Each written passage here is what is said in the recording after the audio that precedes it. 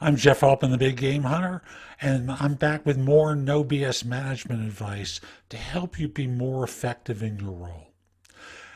My dad used to work for a company in New York when he was still alive, and he came to the United States from Eastern Europe, was a hard worker. That was very clear.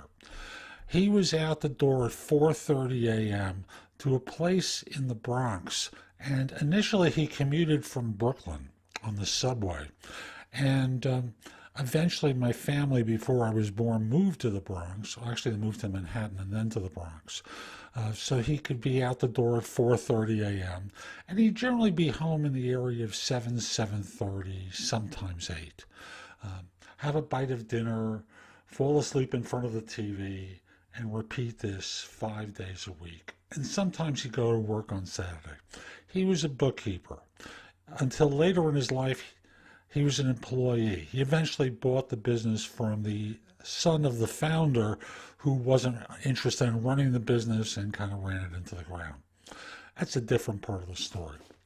And when he worked for this firm, I remember times where he had his 2-week vacation and he'd get a phone call and a message left for him at home while he was at the one day he went to the beach, and he was asked to come back into work because they needed him. You know,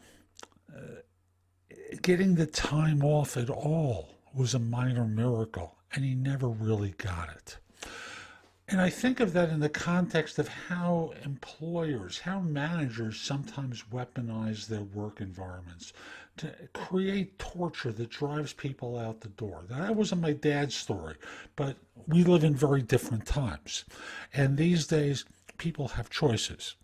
So I'll simply say, if you do stuff like that, if you talk about, this friendly collegial place where everyone pitches in as a way of subterfuge to getting people to work overtime, but if they need a couple of minutes off or need to leave early or attend the kids' game or play or something, and you're basically saying, sorry, that's weaponizing. That's torturing your people. If you have no respect, like my dad's situation, for their personal time or their vacations, and you're calling them while they're on vacation, come on, folks.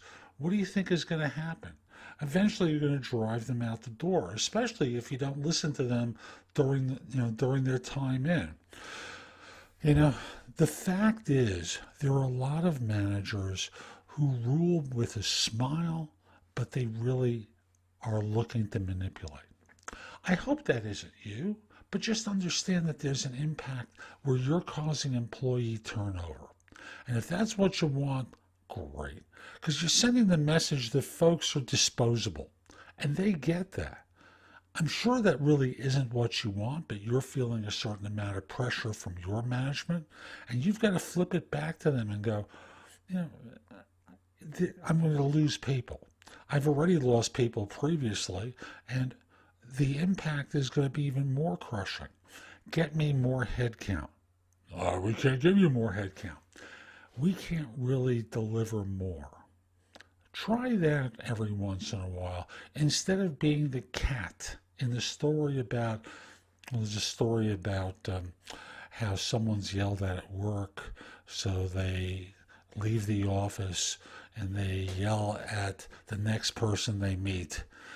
And let's say it's a person on their staff, that person leaves and yells at someone on the train or on their commute, and that person leaves, and it eventually gets down to they get home and they yell at the cat, and the cat looks up and goes, what did I do? Well, that's really what's going on. You've got to break the chain from above so they get the idea that there are limits to what they can pull. Because otherwise, you're just another cat being kicked. Hope you found this helpful. I'm Jeff Altman, the Big Game Hunter, back with more no BS management advice. If you'd like to connect with me on LinkedIn, go to linkedin.com/IN/the Big Game Hunter.